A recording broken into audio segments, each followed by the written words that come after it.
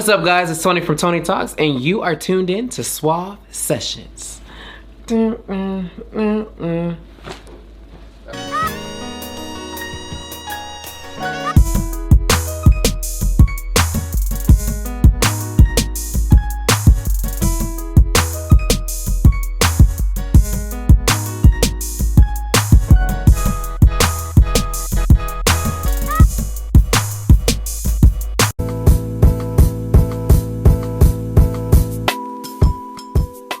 What's up, everybody? Welcome back to another episode of What's the Brew.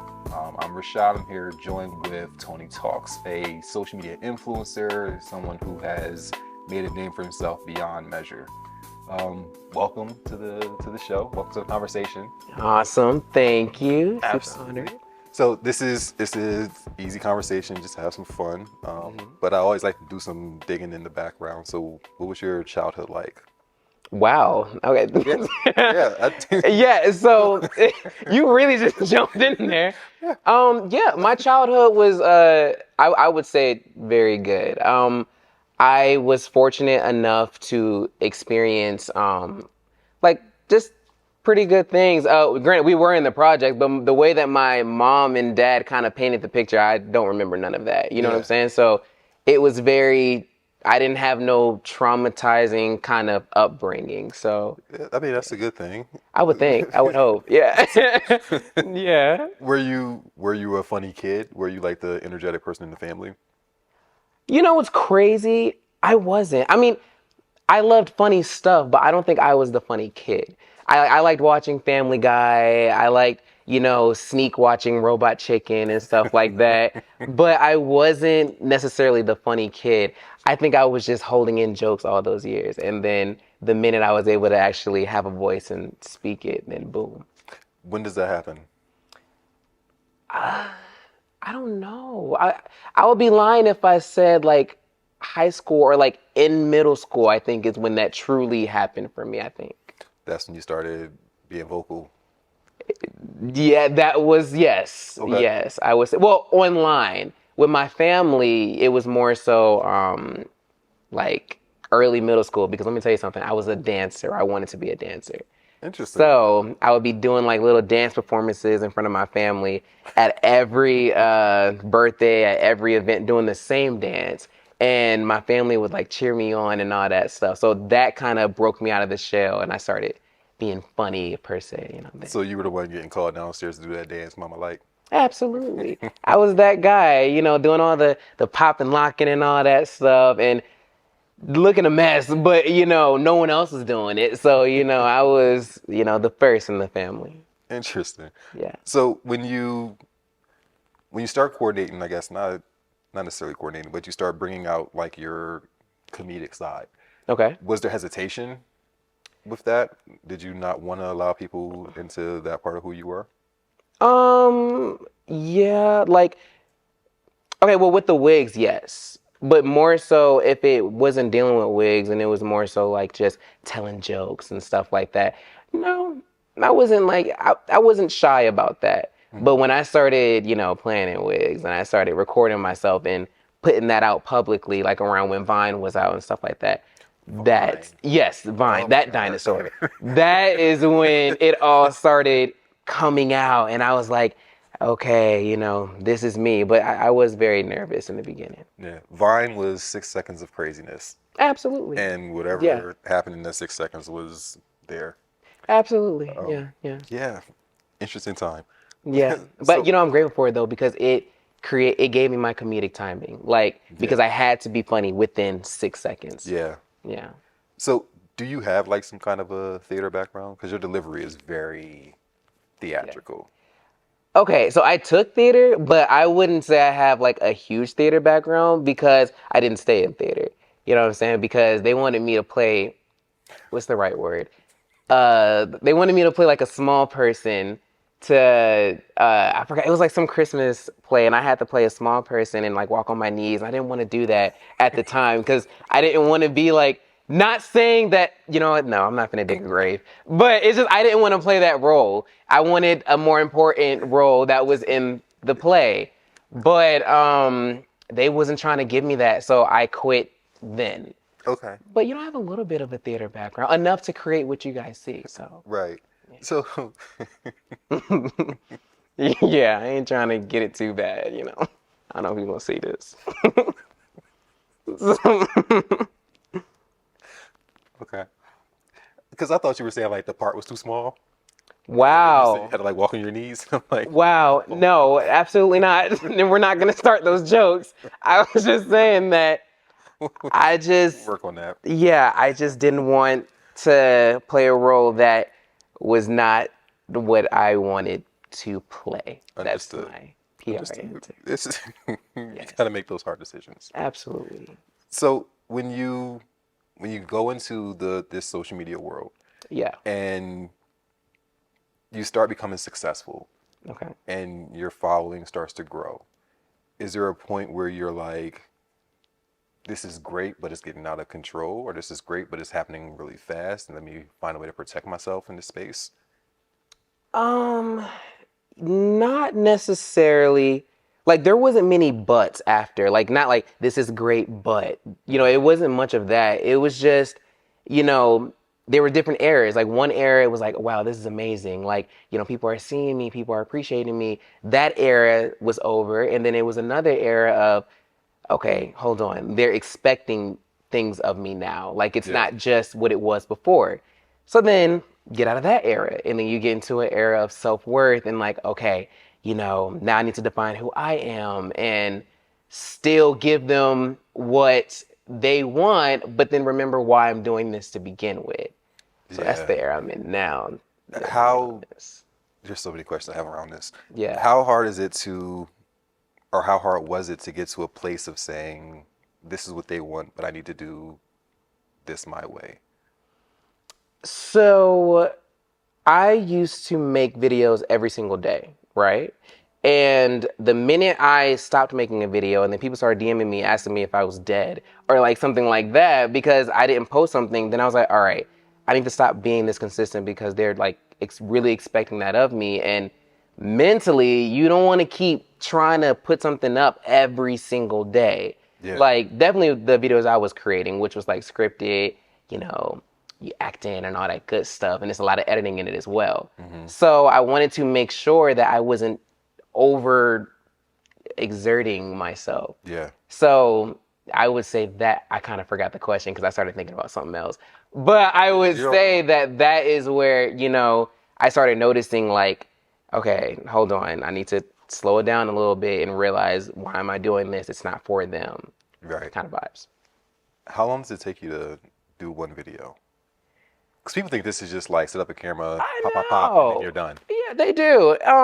Literally, I would say so. Writing the sketch is only like 30 minutes or so, probably less than that. It all depends. No, not like 10 minutes. It all depends on what's going on. Okay. Then filming it, I would say takes about like an hour, and then editing it, if I don't get distracted, which I always do, it takes about an hour or two to fully edit it. Unless it's like a music video, then that takes about like 2 hours. And if I'm real distracted, I'm not gonna lie, like all day. Yeah. So it takes some time. So yeah, that's pretty much it. Does it get to a point where like it is more stressful than fun?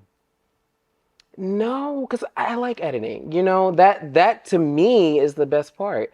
But only when I'm editing me. You know, when I start adding other people in, then it feels like a job. Yeah. But when I'm editing me, no, that's like my most favorite part is, you know, seeing my imagination come to life and I'm piecing all the, you know, puzzle pieces together. Yeah. So you brought in the wigs. Hmm. Where did the character come from? Family. Everything is family. I live in a house full of women. Okay. So, you know, they all have personalities that are like battling each other all the time. I used to work a billion jobs. So it came, well, no, rewind. I used to work, I used to stay at my jobs for long periods of time. So like it was like 2 years at each job. So I Mhm. experienced a lot of different customers, Yeah. a lot of different women, men. It's usually the women that are the angry ones. So, you know, that's where all of it kind of came from. Yeah. Yeah. When you get that and this is working, was there hesitation with showing your family especially women in your family, Hmm. that this is what you are going to do and are going to continue doing. Was that scary for you? Absolutely. You are the first person to ask that question. What? You are, believe it or not, because no one cares about that. Like they're just like, okay, well, how'd you do that? But how it affected your family? I don't know why. That's like not a popular question. But Oh, yeah, it was cringy at first. I'm not gonna lie, just because you got to think it's a different generation. They don't understand social media. They don't yeah, understand that, you can make a living and da da da da. So it was uncomfortable, but I just did it. I just put it out there, and Facebook is where all my family is. And for the longest, I wasn't on Facebook. It was just everywhere else. yeah. But then I started posting it on Facebook. My family saw everything was cool. And then I took them to Disney World. And that kind of confirmed that, what he's doing is actually making a living for himself. So Yeah. it was a full circle moment. Because my thought process, Hmm. I would, I would think that the only real judgment that I think most people care about is from their family. Yeah. Everybody else I can deal with. Yeah. Like I can, cuss you out, block you, move on about my life. Yeah. Family is different because it's like we can address this, but I still gotta like be in your space at some point. And Yes. then it's that how many times you want to have the same conversation over and over again. Yeah. I would definitely say it's difficult because that is so true. I can easily just block anybody out. But when it comes, and I'm not gonna lie, that skill has went into my family as well. Hmm. But I try my hardest to not be like that cutthroat with my family. And Hmm. it's like, okay, y'all gotta hop on board at some point. Yeah, It's if they don't, then the boat is still moving. yeah, But I try to consider their feelings, and I try to give them experiences that I'm experiencing, because that's my biggest thing is, you know, share whatever I can with them. yeah. But if there's moments of like, okay, what he's doing is not it for me, or I don't understand it, it's not my place to make anybody or force anybody to understand what I'm doing. So you don't go out of your way to have that conversation. No, not really. I mean, the like I told you, the first initial conversation was enough for me. I only have to tell you once, and then I show you by all of us going out, and you see that I'm taken care of. So I don't need, anything else. I kind of stop there, because at that point, then it starts draining on you, Yeah. and I try to avoid that. Definitely now, I try to keep my mind in the right place, and I don't let no one, including family, mess that up. Which that was gonna be my next question, like how important it is to maintain your own safe space, your own mental health. What's that process for you? Let me tell you, it was. I didn't think that it was that serious until this Yeah. past like 2 years, I would say. Like these last 2 years is when I started being introduced to truly like taking care of your mental health and protecting yourself. Because before all that, I was in my head like, okay, like this is good, like making money, doing what I have to do. I enjoy what I'm doing, providing experiences for everyone around me. But after a while, you start realizing, like, hold on, like, you got to take care of yourself also. Yeah. And life and God was like, okay, it's time. And then it was time. So, now it's more so focus on, like, if I feel energy that's off, or if I feel like a lot is going on up here, I just kind of shut it down. But not in a way that I'm disrespecting people around me, or like going mute and all that stuff. I'm not a big fan of that. But, I just shut it down. I don't have to film anything. I just relax, or I try to, at least that's the goal. Yeah. Was it hard to get to that space? Like to get to a space of being able to just walk away from, because you said people inbox you Yeah, ask me if you're dead.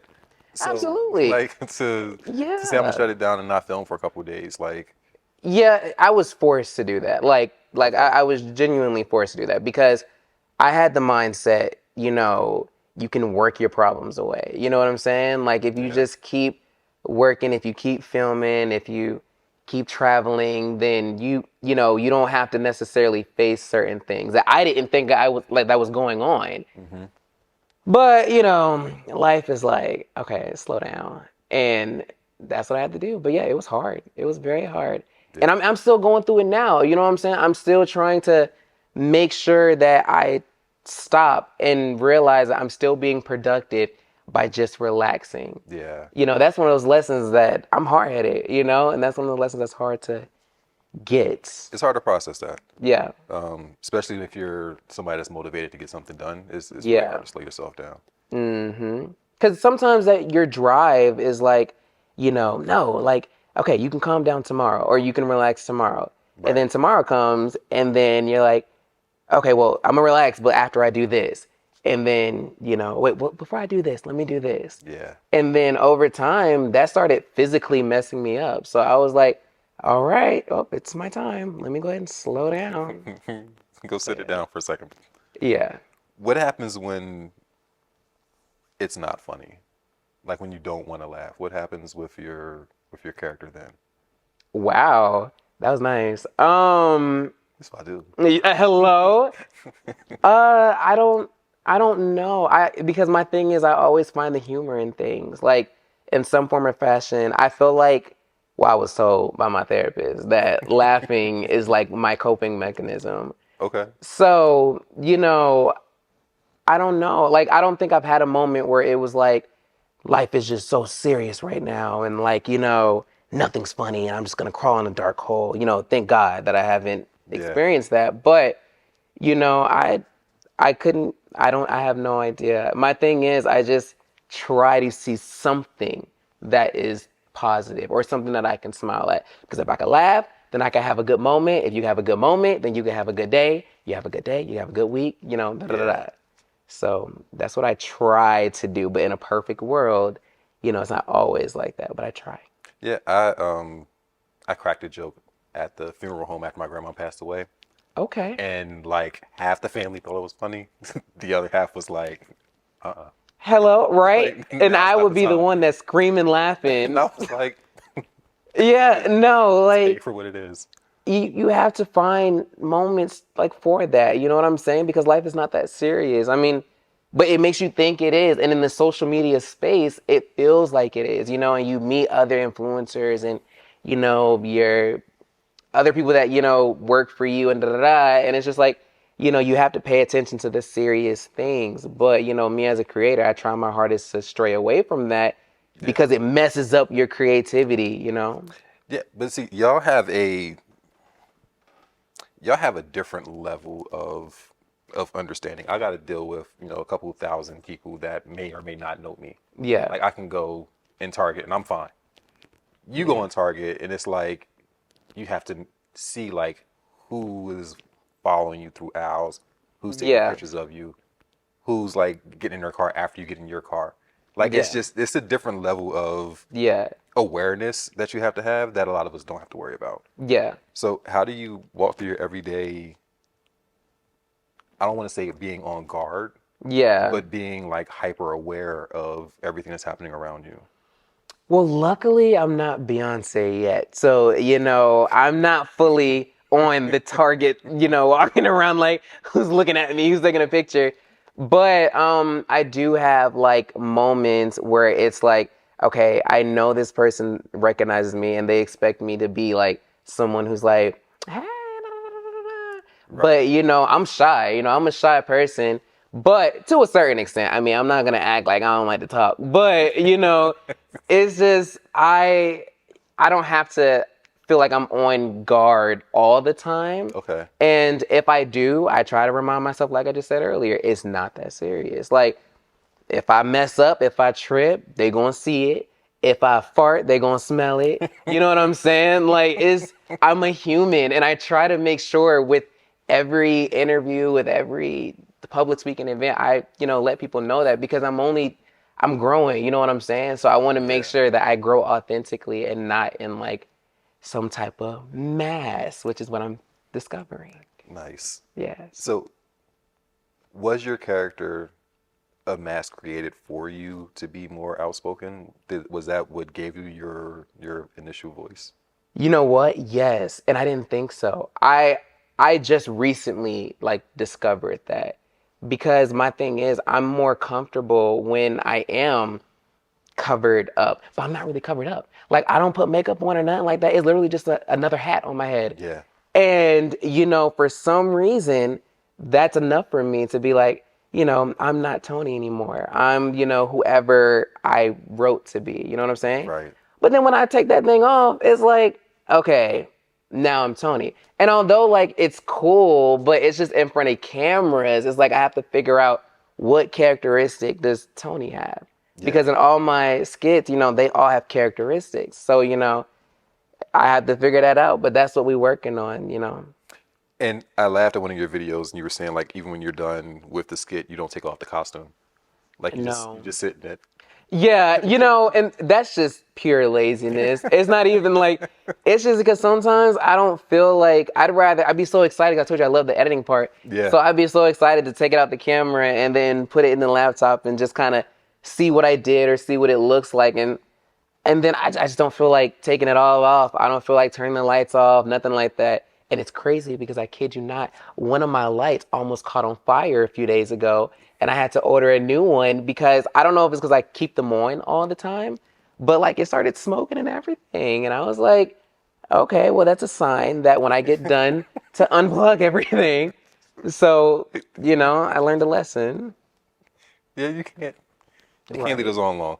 Like Hello. Yeah. it's not gonna work out too well. Yeah. Yeah. But I understand. Yeah. Is it is it weird at times Hmm. realizing like how big you've become in this process, and do you look at it and try to figure out like how do we get here, and like understanding like you went through this process purposefully? You know what? Yeah, sometimes it is. I never thought about it like until you asked it. But yeah, sometimes it is like a little weird. Like a little like okay, how am I here? Or like when I went to go see RuPaul's Drag Race, when we got out, like it was like a whole line of people that wanted to take a picture with me, and it was just so interesting to me because I was like, how did I get here? You know what I'm saying? Like, what Yeah. am I doing here? But still accepting it and being like, I earned all this. But sometimes I'm not gonna lie, when I'm around like different people who aren't in the same space, that's when it gets a little more awkward because it's just like, okay, I want you to feel important too. You know what I'm saying? Yeah. And what I feel like I've unintentionally done sometimes around those people is down myself to make them feel like higher. But I learned that in therapy. So, shout out to that. Therapy's amazing. Absolutely. I didn't think so. At first, I was like, no, this is like kind of pointless. But, after I did it, after I'm in it now, but I went through like 4 or 5 therapists. But it's just preference. You know what I'm saying? I got to make sure it look like you listening. But, it, after I went through like all of them and the guy I'm with now, like, he kind of helped me realize like those things. Yeah. Yeah. You're doing something amazing now, and you're going to schools and teaching kids kind of like how to find their own voice and Yeah. understanding like how their representation looks. Yeah. Why was that important for you?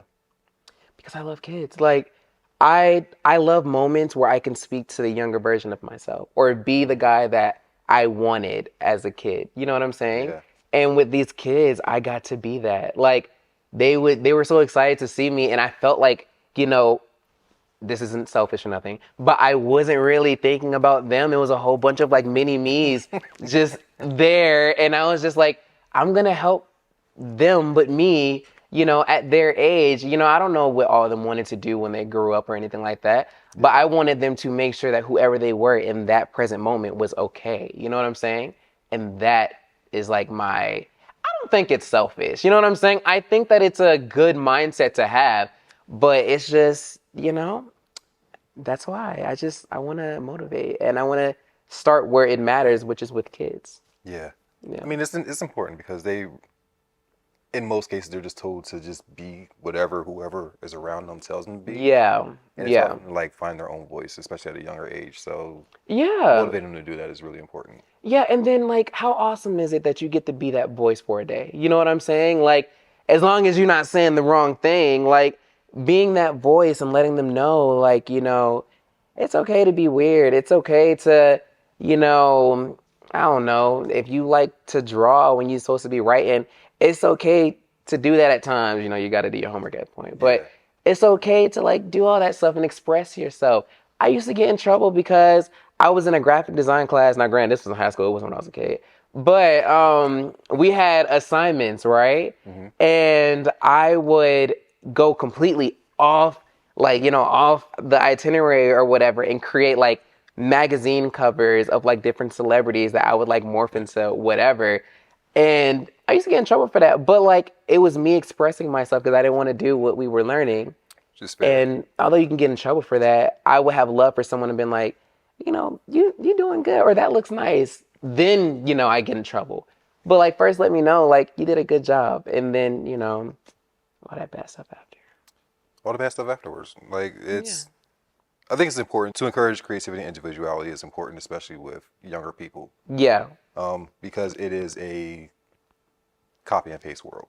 Yes. So Yeah, and definitely now. I was talking about it at a panel about like trends and stuff like that, and how like, you know, it's very popular to copy trends, but it's not popular to make them. You know what I'm yeah, saying? So, you know, it's in a sense it is, but not really. You know what I'm saying? It's like because you forget the person who made the trend after 4 or 5 videos. You know what yeah, I'm saying? So like it's more important to follow it than it is to create it.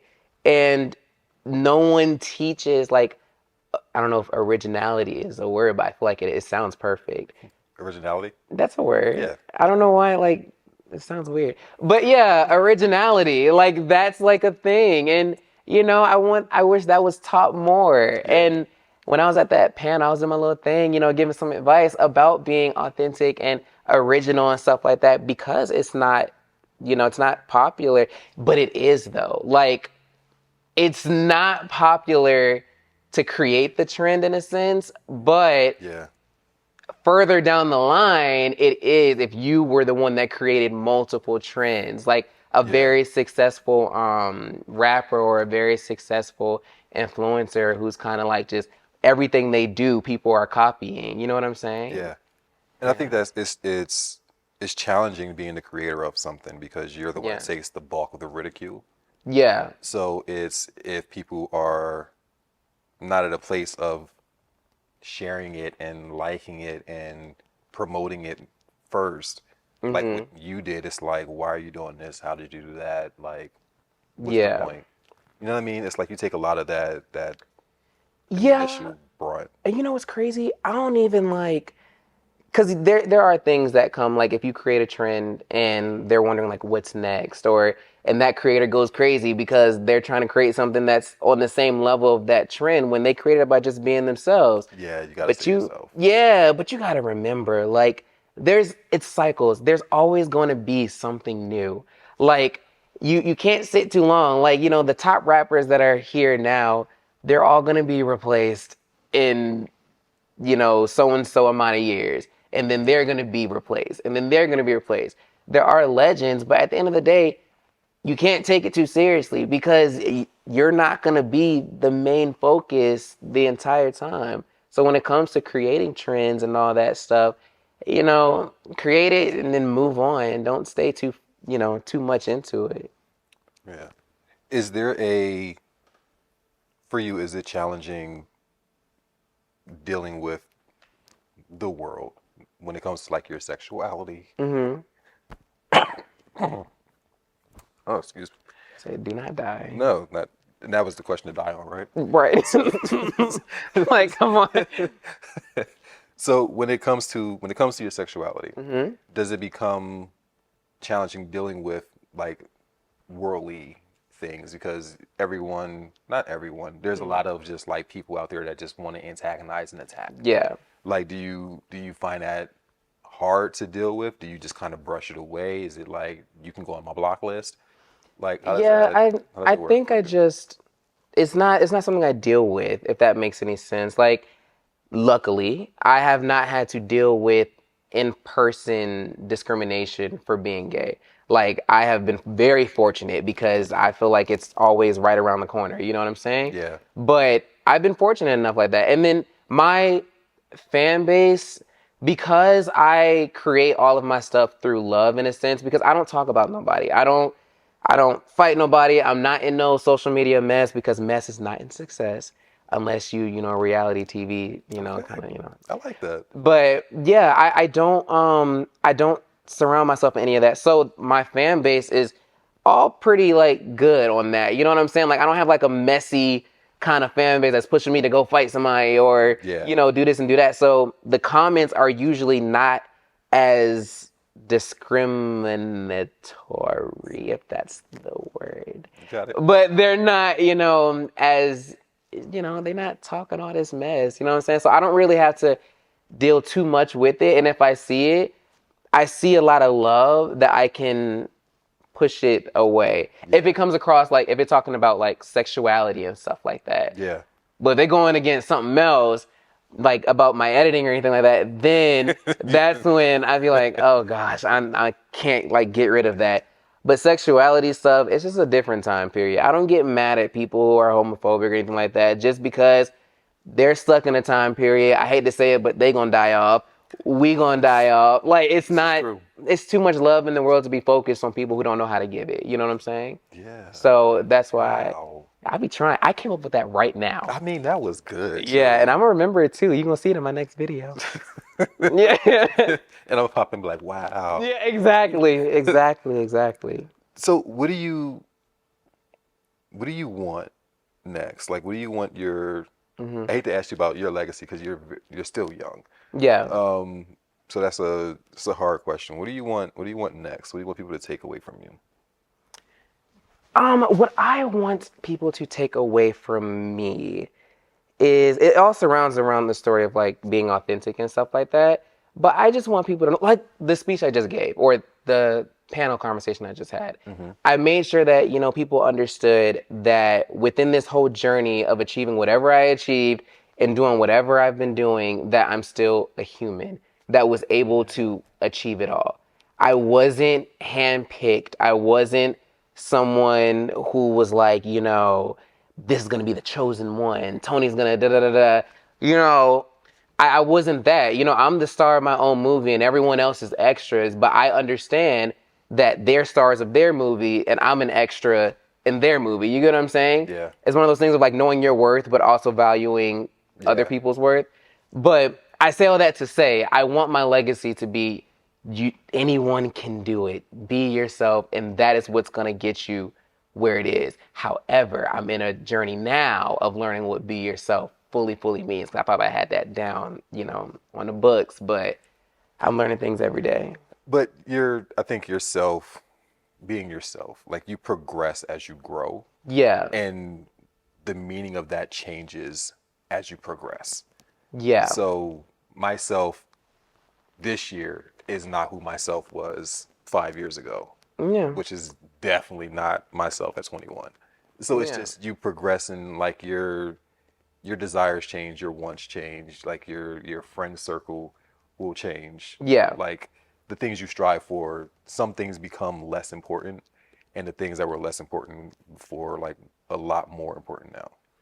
Yeah, and honestly, to speed that up, you change every day in my point of view. New cells are being created in your body. You are changing every day, if not every second. You are not the same person that started this interview. You know what I'm saying? And so like, No, because you said some things, and I was like, wow. yeah, that's what I'm saying. I don't feel like you're obligated to be who you were a second ago. I could switch up on you right now. You know what I'm saying? Don't do it. I'm not. Okay. I don't fully know how to do that yet. But when I do, you're gonna be scared of me. But yeah. If whoever you were, you're not necessarily proud of, or if whoever you are now, you're not proud of, you can switch that in the matter of a second. You just have to know how and like stick with it. And I am just trying to learn like I'm not saying how to do that, but just how to teach that in a way or communicate that in a way that people understand, in a way that I fully understand, and not just talking. You know what I'm saying? Yeah, So hopefully that made sense. it makes sense. Okay. It makes sense. Man, thank you for this. Yeah, no, thank you. It's You done opened some doors that, I thought I had a lock on. I asked. There you go. I did. No, but I'm glad you did. Yeah. Good. So if there's anything left that you? No, there's not. I mean, I have a show that's on Snap. It's not my show, but you know, that's neither here nor there. But I have a show on Snapchat called Phantom House that comes out every Thursday, and the final episode will premiere on Halloween. It's a very awesome horror CGI show that I'm super proud of. Cool. We went to Mexico to film it. First time traveling out the country. Terrible experiences while I was there, but not related to the film. And yeah, we had a great time. So I can't wait for everybody to see it. No. Yeah. See, no, I don't. That's a different kind of spiritual space. What, Mexico? Yeah. Really? Yeah, I mean, I don't know. I mean, I know they got like the cartel and all that stuff, but luckily we ain't run into any of that. But what I experienced was high altitude sickness. Oh, it was terrible. But that's it kind of goes into like the seeing things kind of world, whole different story, different. Oh, you're talking about like true spiritual. Yeah. I was there to film. That was it. I was there to film. I was there to have a good time and meet some awesome people. You know, we weren't there to meet ghosts. And, you know, that's none of my business. Thank God that they stayed there and none of them came with me. Yeah. Yeah. Yeah. Even where they at. But this was fun. I appreciate it.